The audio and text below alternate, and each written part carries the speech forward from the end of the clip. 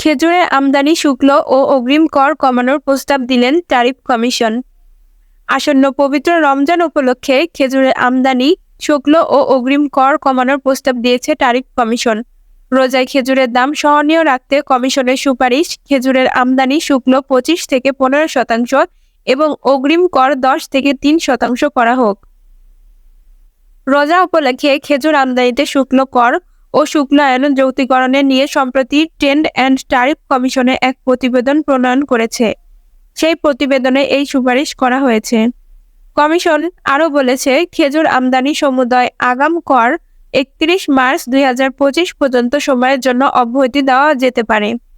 এছাড়া শুল্ক স্টেশন কর্তৃক নির্বাহী আদেশে খেজুর আমদানিতে বিদ্যমান শুল্কায়নযোগ্য মূল্য ত্রুটিপূর্ণ হওয়ায় যথাযথ পদ্ধতি অনুসরণ করে প্রকৃত বিনিয়োগ মূল্যকে ভিত্তি করে এবং টিসিবি কর্তৃক সম্প্রতি এনসি মূল্য বিবেচনা নিয়ে শুল্ক স্টেশনগুলোকে নির্দেশনা দিতে পারে জাতীয় রাজস্ব বোর্ড।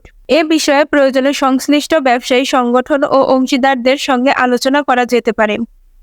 বিদ্যমান আমদানি নীতি আদেশের 2য় অধ্যায় অনুচ্ছেদ 7 অনুযায়ী খেজুরের সঙ্গে বিদ্যমান আমদানি নীতি আদেশের 2য় অধ্যায়ের অনুচ্ছেদ 7 অনুযায়ী খেজুরের ক্ষেত্রে প্রযোজ্য মোড়কজাত করা পণ্য আমদানিতে আমদানিকারকের নাম, ঠিকানা ও ইটিআইএন লিপিবদ্ধ করার বাধ্যকতা শিথিল করা যেতে পারে।